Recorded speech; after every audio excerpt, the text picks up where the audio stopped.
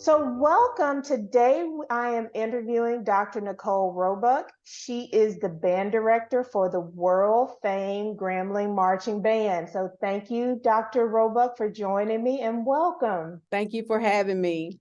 So, tell us a little bit about yourself, just a little bit of background about you before we get into the nitty gritty meat of our interview. I'll have to start by saying I was born and raised in Minden, Louisiana, and fell in love with music at a young age. So around the age of 3, I started playing the piano. And when I got to 6th grade, I received my first band instrument. It was the clarinet. And I just fell in love with the clarinet. I still continue to play piano, but my focus at that particular point became clarinet, and I stayed in band from middle school all the way through college. And I just Wow. had an awesome experience with music.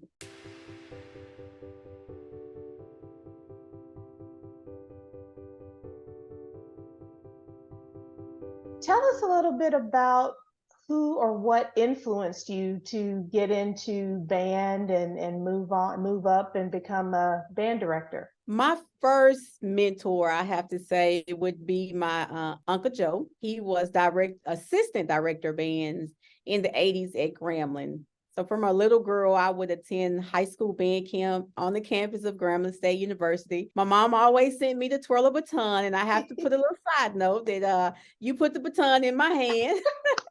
But when I got to band camp, it was something about the instruments. And, every year I would come, and I just remember this one summer, I was sitting on the steps of Dunbar Hall. That's the old band building. Mhm. And I'm assuming someone came and they went and told my uncle that I was, I guess, not cooperating. She's just sitting on the steps. So he came out. He called me Scooty Poo. He's like, well, Mhm. Scooty Poo, what's wrong?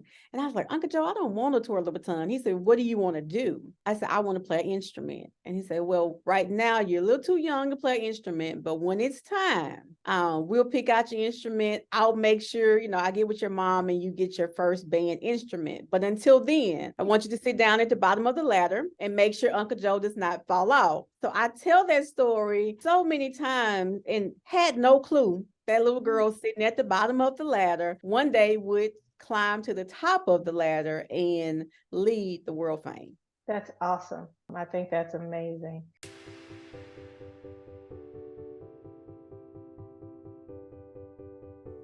From that moment, Mm-hmm. was it always your goal to be a band director? Was that your ultimate goal, or did you find your way to this position?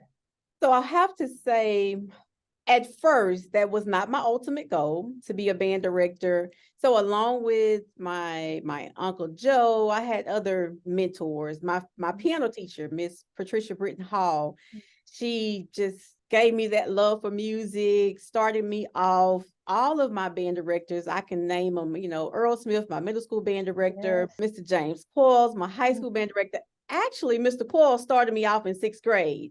And then when we got to 9th grade, he was our high school band director as Mhm. well. Yeah. So like all of my music teachers just seemed like bigger than life to me. And they were just so influential in making me the person that I am now. And no matter what was going on, music could fix it. Whether Yeah. it was, just playing my instrument, playing the piano, music could fix it, right? Whether I was happy, whether I was sad. But my initial goal was to be a nurse. Really? I remember doing Little Miss Jabberwock for Delta Sigma Theta. Probably was about 8 or 9 years old, and I remember seeing a clip on YouTube. Some kind of way got on YouTube, and it says Nikki wants to be a registered nurse at Minden Medical Center. I was What? like, oh, wow, yes, that was my goal. So fast forward to high school. I was in the 11th grade, and I remember my great grandfather getting sick. Mm. Went to the hospital to visit him a number of times and just watch what the nurse had to do. And I knew at that point, I said, oh, that's not for me. Mhm. It takes a special type of person to be a It nurse. does. Mhm. So I started kind of thinking then going into my 12th grade year where, what are you going to do? Always loved English. So I was like, well, I'll be an English teacher. I remember talking to Miss Wright, who was my Mhm. English teacher at the time. And I asked her about majoring in English and what everything that I would have to do.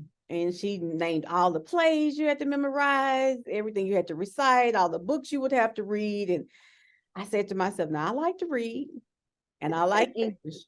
I don't think that's for me either. So I remember talking to my mom, and she said, well, you have to choose something that you can do the rest of your life. And you can do it whether you're happy, whether you're sad, and it doesn't feel like work. Mm-hmm. I started thinking, I was like, okay, so what do I do? And, what have I really excelled in? So then I started thinking, even from sixth grade, I was band student of the year. Middle school, I was drum major. High school, my 11th and 12th grade year, I was drum major. Always sat first chair. Honor band, solo and ensemble, all state, you name it, I did it with music. I was like, you know what? I think I want to be a band director. And I remember telling my mom, and so she gives me this strange look, like, are you sure that's what you want to do? And I was like, yeah, I'm sure I want to be a band director. Then she went on and she said, well, there are not many females in that field. And I said, I'm aware. And she said, okay, well, if that's what you want to do, I'm going to support you. I remember calling my Uncle Joe. And I say, Uncle Joe, I'm coming to Grambling. I'm marching the band. I'm a major in music education. And he said, yeah. He was like, okay, Scooty Boo. He was like, I think that's going to be good for you. So, once he was all excited, I could not wait to come to Grambling. I came to summer school actually before band camp. So that's how the process came along with me becoming a band director. What did it feel like once you said you were going to be a band director to go in? Is there a burning desire that you have for band and for music that gets you up in the morning? You know how they make it seem like it's just so awesome, where it's like you're driven to work and driven by the passion and the fuel that you have for band. Is that the case for you? I love what I do. I really, really do. Even the days where there's a little bit more going on, if it's a big performance coming up, I just love what I do. I can give you an example. Even preparing for, our visiting team coming in for NASM, the last couple of days, like I was really on like just on pins and needles. Hey, simply put, I was a little stressed, right? And we had band practice yesterday for the first time since spring break. Oh, wow. Okay. I Hectic, right? came through the double doors and my whole mood changed. And whatever I was thinking about or whatever I was, had on my plate to do upstairs, it just kind of went away. Wow. And I was smiling and I was, happy to see the kids. And, I got a chance to address the band, listen to them play. And I was talking to a few members of the band staff after practice. And I said, you know what, I just have to tell you guys this. And I explained everything that was going on. And I said, I think I need to do a study. I don't know what it is, but it was just like that rush, those endorphins, they just kicked in. And that just reaffirmed, like, this is where you need to be. Absolutely. Be doing. Yeah. It generates its own fire. Right. It does. You before you walk through that door, you may have been carrying the weight of the world and all your stresses and problems. But when you open that door and you're walking in that purpose, then the energy comes there. It comes up. It's there. I completely agree.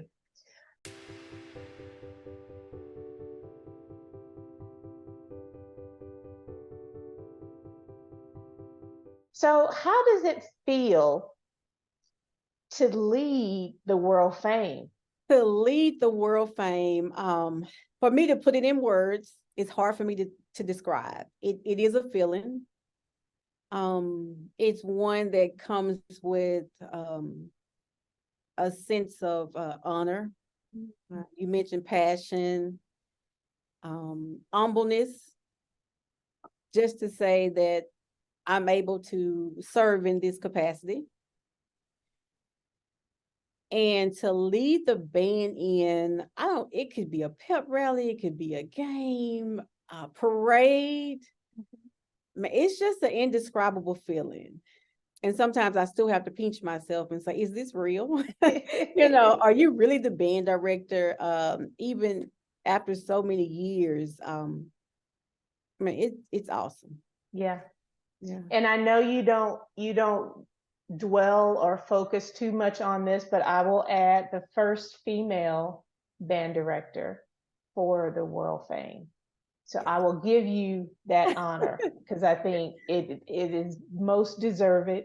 And I think, it says a lot about who you are and what you've accomplished. So I will add that and say congratulations, my friend. Thank you. Thank you.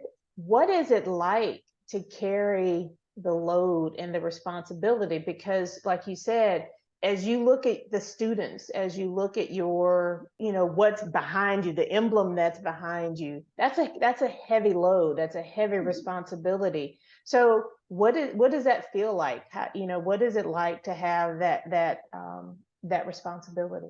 I say it all the time. You have to try to find a healthy balance. That's not always the case. But I do my best to try and have a healthy balance, to be there for my students, my family. Sometimes in the fall,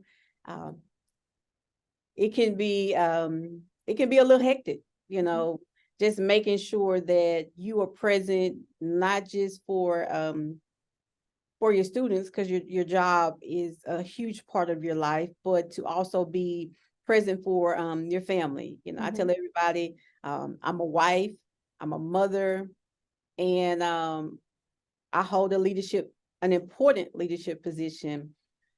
I'm blessed to say that I have the perfect little team with my husband and my son. So my husband was in band, so he gets it.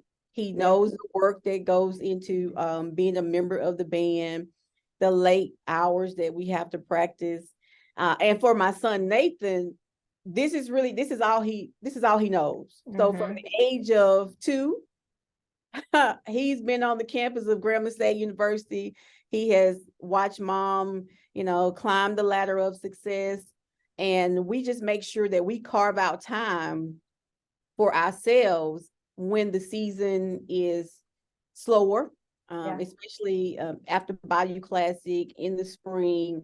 It's pretty much like, okay, Nathan, that's my son. What are we doing? Especially when he was young, he would always have this list of things. Okay, so mom, when band season is over with, I want to do this. And it's my job to make sure that I give him the time that he needs. The same with my husband. Right. He said, I know you love the band. I love the band too. So my husband has a thing that he does there every summer now. Okay. Because he knows that my schedule is hectic. He said, if I don't choose a vacation, we're probably not going, because I will work. I'll leave the office, I'll come home, and I'm still working. And he'll come in my little think room, and he was just, he'll be like, well, baby, you need to go sleep. Or I'll get up, I think about a show idea, and I'll have to jot it down so I won't forget it.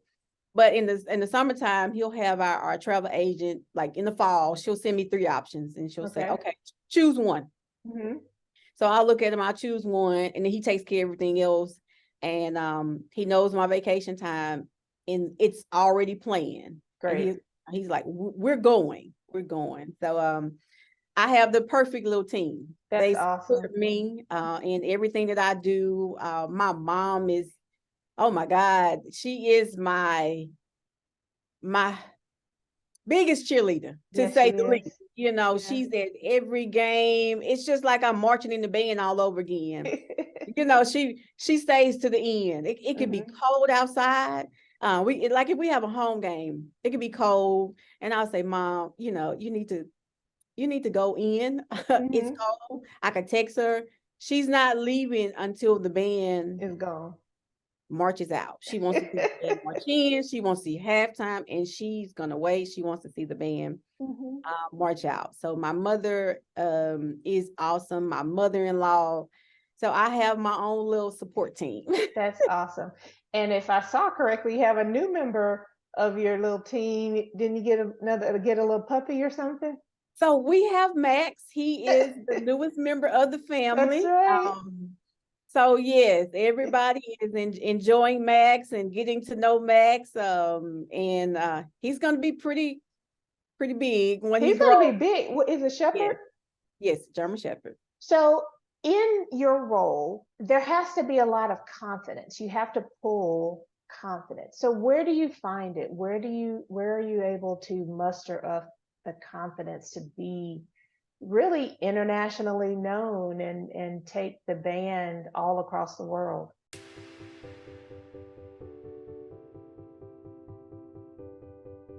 There have been times, or there still are times where some individuals still have an issue with pairing the words female, woman, and band director. Really? So let's just talk about the elephant in the room, right? And how long have you been in this role? Since 2018? 2019. 2019. Okay. All right. 2019. I can recall from my first season as director of band. So the referee would come over and look for the band director to tell us when we should and should not play, because there are certain rules we have for our conference. And oftentimes, they would go straight to my male assistants. And I would see everybody kind of pointing and pointing at me, and then the referee would come over and I would get comments like, "Oh, wow, you're the band director." And I'm like, "Yes, I am." Now it's different now because they know, okay, this is Dr. Roebuck, she's the band director. But I had to learn in those situations to not be afraid to, insert myself, where I belong, because that's a part of leadership. Yep. And that just gave me that, to be assertive, because this is where you belong. But I had to get to a point where I was confident enough to say, you belong in the chair. We always say in the chair, director's chair. And that took a lot of self-reflecting, just me knowing myself, knowing what I was capable of doing. And even though you are the first in this position, you earned the right to be here. Yeah. It didn't happen overnight. There were, just to be very transparent, there were a lot of times in 2019, I would say, "Okay, Jesus, now we here. I'm gonna need you to get me through this."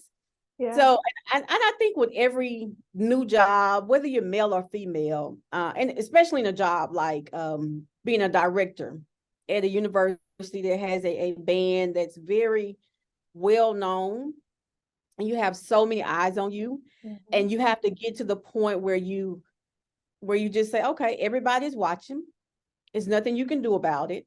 And so, since they're watching, let's make sure that we give them a good show, and that you always put your best foot forward. And I tell my students that the same thing. You always make sure that you're on point.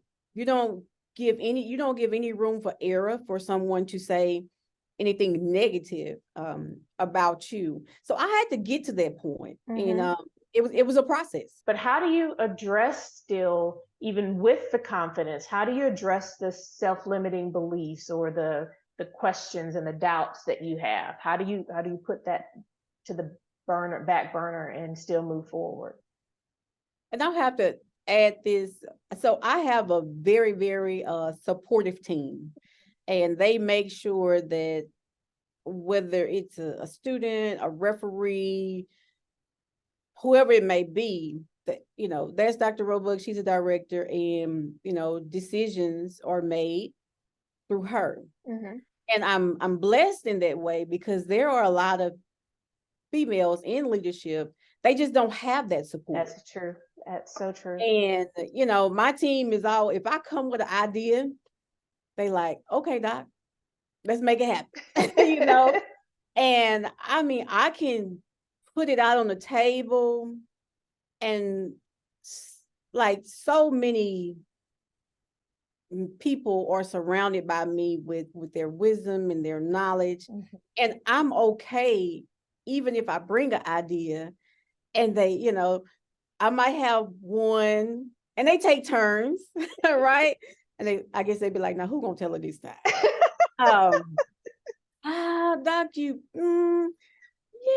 that might work. And as a leader, you have to be okay. That's right. If someone says, okay, I heard your idea, I don't think it's probably going to work out the way you have it in mind. Mm-hmm. What if we try this? Mm-hmm. And you have to be okay with saying, you know what? Well, that's not, my idea wasn't the best idea, or let's rework it to make it fit for our program. That's right. And it helps everybody stay creative. Mm-hmm. And I'm at a point now, if it's not my idea, it's okay. Yeah. At the end of the day, it's how well does the band sound and how well do we look at every performance. Mm-hmm. So I call it, we put all our creative juices on the table. Yep. And let's see, how do we go from here? I never wanted to run a team where it was my way or no way. Yep. Because that's not a team. That's right. Let's talk about it. Mm-hmm. So I think using methods like that to make sure everybody's engaged. Because you never want anybody on your team to feel isolated, because everybody has a creative idea.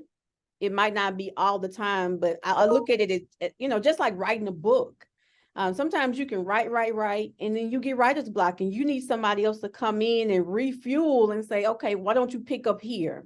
So that's the way I look at it. So let's talk about gifts. Do you feel that you are working in your gift? And if so, what do you feel your gifts are? And what areas are you not so strong in that you have to rely on your team to help you with? So I have to say, I do feel like I'm working in my gift. And that's engaging with the students every day. If you come to our building, I'm not this director, like, I can't get to her. And, my door is open. And my assistants, my administrative assistants, they'll say, Dr. Roebuck, these kids, they just wrapped around the door, they're trying to see you. And I want to give them, because a lot of them, depending on what's going on, in their lives, college sometimes can be overwhelming. And just to give them a safe space. So it could be coming in my office, sitting at the conference table, doing their work. Sometimes they come and talk. There are other times where they just want to sit. And I call it my come to Jesus chair. And I said, okay, so have a seat. And sometimes they'll sit, 15, 20 minutes, and then they'll start talking about what's going on. And COVID taught me a lot. I'm still goal oriented. But with COVID, I just remember one day we were on Microsoft Teams. I got 250 kids, and I'm trying to look at all, like, everybody turn your camera on, and I'm trying to engage. We're talking about how we're going to move forward in the semester when we come back. And even though it's a Microsoft Teams, you still can feel energy. No, I can. And I just remember saying, okay, let's just stop. Let's not talk about band and how we're going to transition back in our upcoming performances. And I asked them, I say, how are you doing? And that broke the ice. And I had one, well, Doc, I'm not doing too well. I'm ready to come back. And they just started expressing how they were feeling. So my first question, after I speak to them, and I make it a point to know everybody by name, my next question is, how are you today? That's awesome. Mhm. And sometimes that how are you will give me a hug. I'm Mhm. good, doc, give me a hug. And then sometimes that how are you is like, I'm just not having a good day. Yeah. So if you're not having a good day, let's figure out why. Because Mhm. we still have a job to do. Mhm. And that's teaching them those skills for life. And I have to explain to them, I'm human, even though sometimes I might appear like I'm superhuman. There are days that are better than others, but at the end of the day, we have a job to do, and that's to perform every weekend, and not just do any performance, but to do a world fame performance. Mhm. So just trying to walk them through those, those life skills that they can take with them the rest of the rest of their life. So to answer your question, uh, yes, I really, really feel like I'm walking in my purpose. That's awesome. What you really want most for your students, right? Mhm. They are more than just the uniform, the band uniform that they are wearing when they're performing on the field. They're humans and they have a future. And I hear you say you recognize the part that you play and the influence that you have for them and in them for their future. Mhm. What are your thoughts on that? You're absolutely correct. A lot of times people don't realize, and I do say that quite often, they're not robots. Mm-hmm. They're humans. They have feelings. And some Saturdays, I'm not gonna say some Saturdays, most Saturdays, if not all, I have students that are dealing with things personal. Mm-hmm. This past no, it wasn't December. This past November, I had a student right before the Ballad of Bands. Mm-hmm. She lost her grandmother. Oh. So the band is loading up, and I see the drum major, and they, hey, Dr. Roebuck, and they give me the information. I looked at my clock, and I'm like, oh my God, we got to make it to Superdome. But I was not satisfied until I went to her room and actually got a chance to talk to her. I need Mm. to see you. I need to put my eyes on you. I know I can't fix it, Mm-hmm. but I need you to know that I'm going to be praying for you. And when we get back from the Ballad of Bands, I'm going to reach out. If there's anything that you need, let me know. Mm-hmm. Same thing with the Cotton Bowl game. Little boy lost his mom right before the band is marching in. And that's where having a great team kicks in, because I have to go from being the band director. Mm-hmm. And I tell everybody, I'm a mom first. Yeah. I Yep. have to go from being the band director to mom, Mm-hmm. to console them, to try and make it through. Mm-hmm. So there is a lot that's behind the uniform. I mean, they're not robots. They are Mm-hmm. human. They have feelings. Um, just like us. They have highs and they have lows, and we have to be there as the band staff to talk them through whatever it may be. They learn something one way or the other.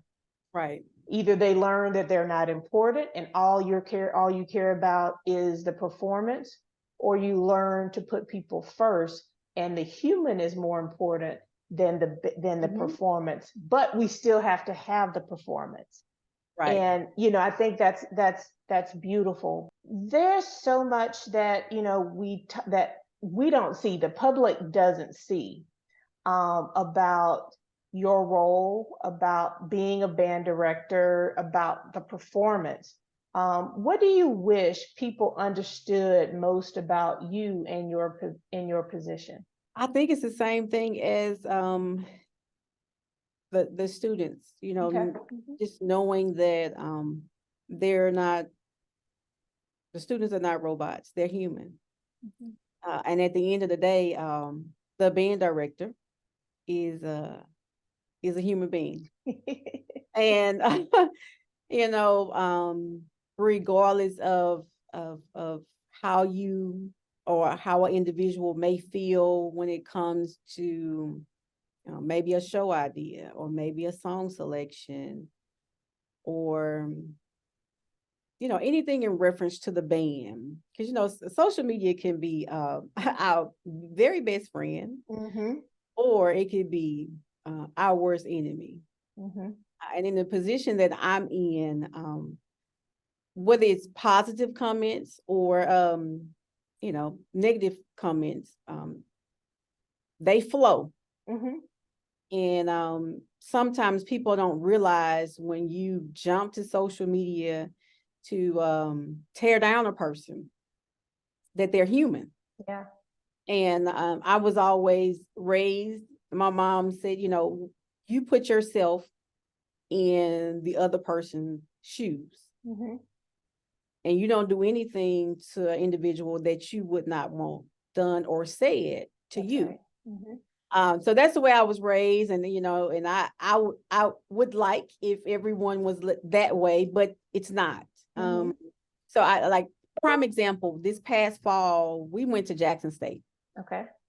Band was all geared up. We're ready for zero quarter. We're ready for halftime. We're ready for fifth quarter. Okay. It was extremely hot. And after halftime, had a few kids that they passed out, did not make it, needed fluids. Our uniforms, I can't speak for anybody else's uniform. Our uniforms are 100% wool. They're black.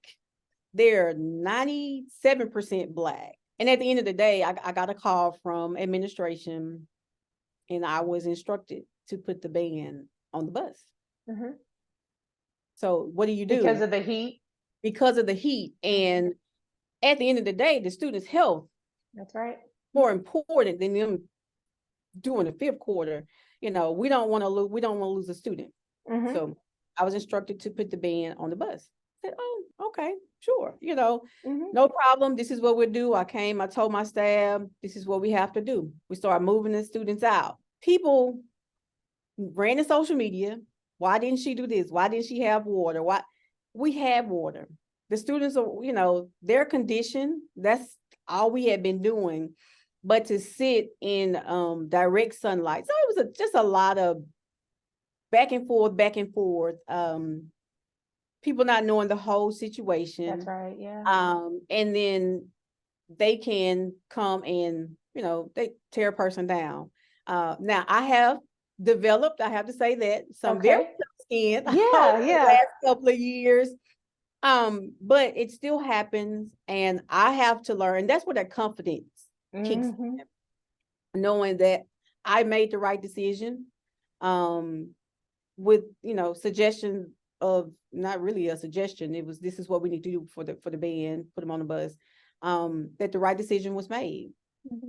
And at the end of the day, if you don't know the backstory, I, as the director, have to be okay with you not knowing that in the comments that might be made. Now, sometimes their comments, they're constructive, because you have to, sometimes constructive criticism is good. That's right. And you'll think about it and be like, you know what, that person might have been right. But just the consistent tearing down of another individual, I would hear it all the time from a former band director, and he would say, well, I don't tell anybody else how to do their job. What if I came down to your job and told you how to program that computer? So, I understand that now, like, this is what we're trained to do. Yeah, so that's where that confidence kicks in, and then I have to display to my students, because at the end of the day, we are our biggest job is influence. Yeah. And I found that if I melt down in a crisis, because I'm the director, they're gonna follow me. That's right. I have to display to them, this is how we're going to handle this. And that Monday after the Jackson State game, everybody, it was like quiet. It's always quiet in the bedroom, but that day it was extremely quiet because they're always watching how she gonna react. The band members were? Band members, Uh-huh. how is she gonna react? What is she gonna say? What is she gonna do? Because they read the comments and sometimes they'll bring it to me. Hey doc, you see this so and so said, and I'm like, look, we don't have time for that. Yeah. Job to do. So I went in like I normally do, address the situation, and they say, hey, this is how we pick up and move forward. It's life. It's nothing we can do about what happened Saturday. We had prepared, we were ready, but we have to move forward. And so that's just what we did. Yeah, that's awesome. Yeah, because you have to be prepared for people not to agree with something. And that's why that seat is lonely. Yeah. And that's why you have people who, for some reason, feel okay to throw stones at that seat. But Right. you know what comes with the responsibilities of that position.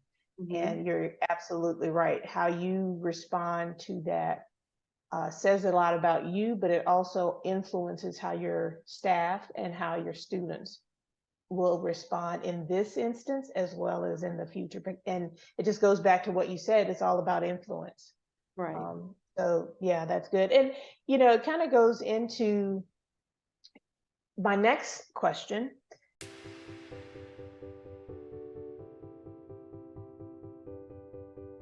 As it relates to your inner circle, because I would imagine when those in the hills and in the valleys, that's when you rely on your inner circle, because some days you're up for the challenge of all the negative comments, all of the things that don't go your way, and then other days you're like, not another one. And that's when I know I rely on that inner sacred circle. So tell me how you lean on your circle. So I'll have to say this. We talked about mentors at the beginning. I have to say my greatest mentor had little to do with music. Okay. And that's my mom. Yeah. And she would tell me from a little girl, I understand it better now. She would say, your approach is everything. That's good. And she would use another phrase with me, be persistent, be confident, and be you, because there's only one you. And so I take that with me. Your approach is everything. So when it comes to how I respond to a crisis, how you're going to approach it. If you have a student that might not be doing what they need to do, how do you deal with it? How do you deal with it? And I don't want to get too off topic. I had one homecoming. I remember an alum, and he made a comment. A student came up to me, talking directly to me.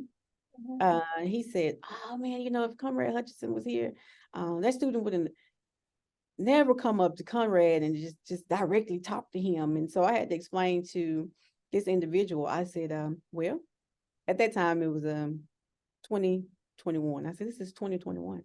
And if the students don't make a connection, you lose them. So it's my job to make sure that, they make the connection with me. And so it goes back to your approach is everything. I could have been really, really nasty, but just to approach that situation and just explain, this is where we are now. And this is my relationship with the band students.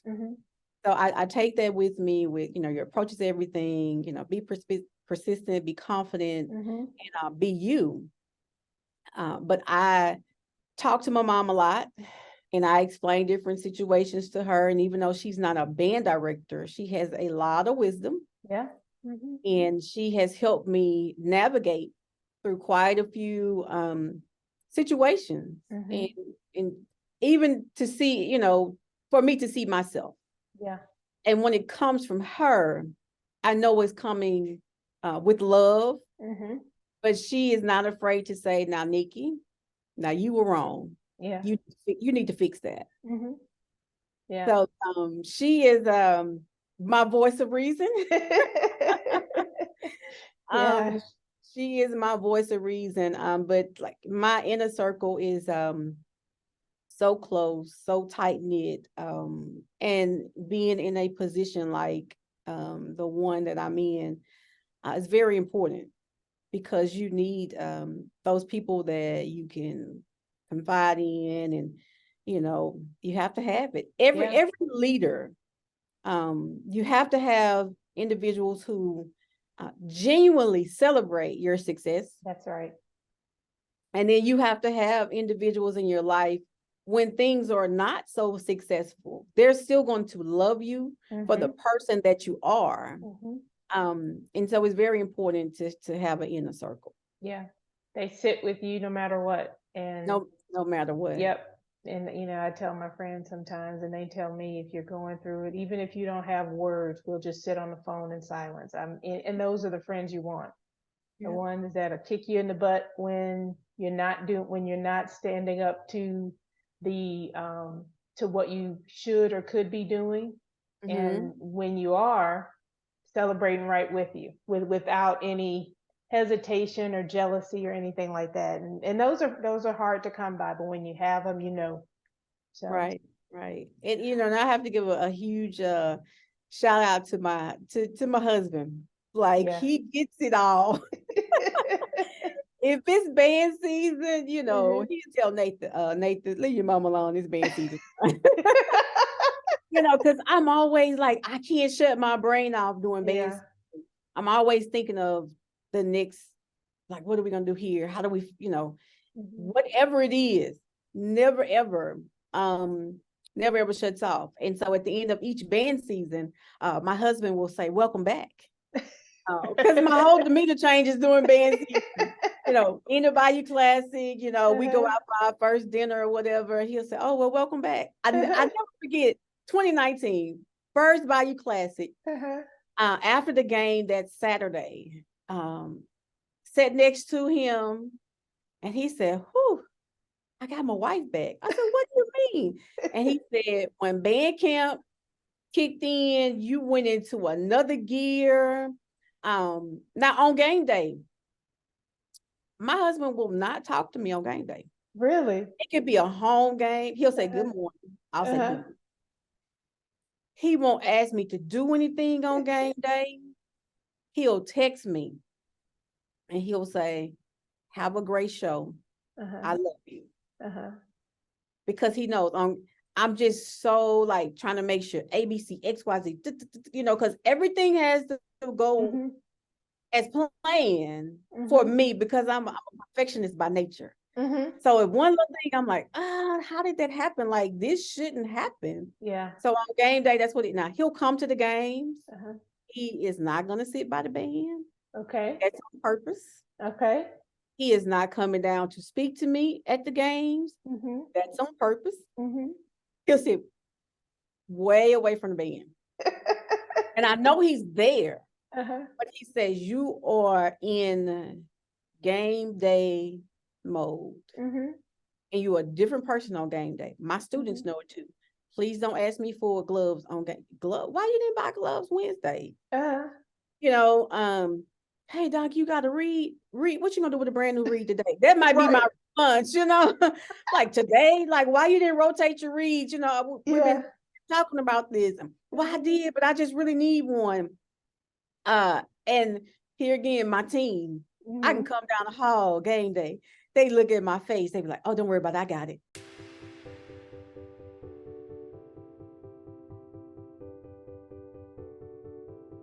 Give me 5 habits that make a difference. This is like a rapid fire. Okay. Give me 5 habits that made a difference, that you've developed, that made a difference in your life. Think before you speak. Okay. Not only think before you speak, think before you react. Okay. Writing things down and trying to process what it is that you need to do. always make sure that you take care of you, because there's only one of you. Okay. And last but not least, not to be selfish, because you're in a position to serve. Oh, that's awesome. Those are awesome. Really awesome. I like that. Two more questions. What advice would you give to the young girl or young boy who are watching you or dressing up like you on career day?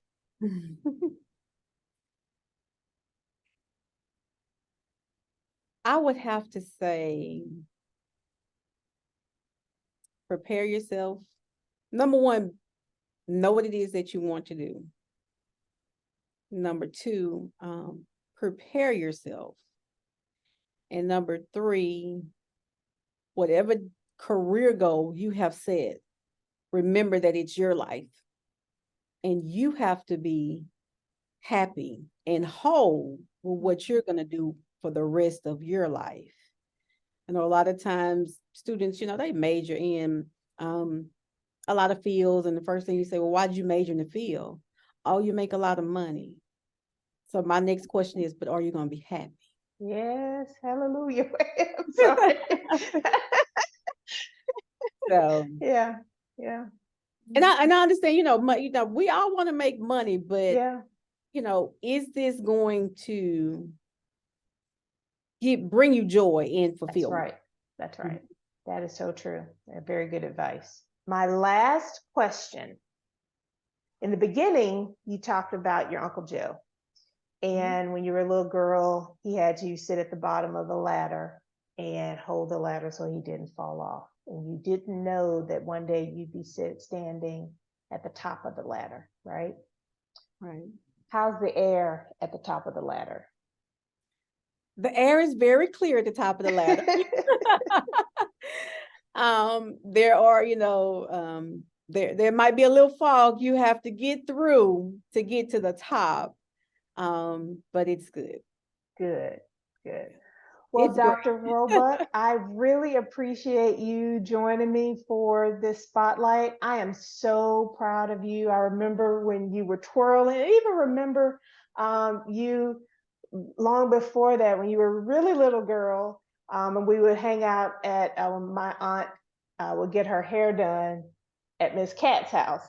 And Right. we would play. And then our families, my uncle and your uncle were really close friends. And so I am just so proud of you and everything that you've accomplished. And I just want to say, great job. Keep up the great work. You're doing awesome. And I'm just so happy to know you. So thank you so much. Thank you. Do you love the world famed? No.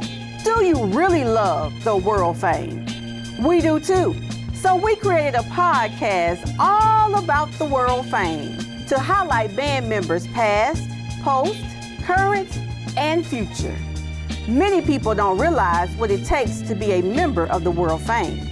Preparation, plus discipline, hustle, getting your mind right. When that whistle is blown, the dream comes alive.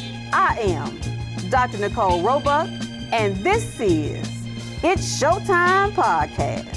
So sit back and relax, because it's showtime.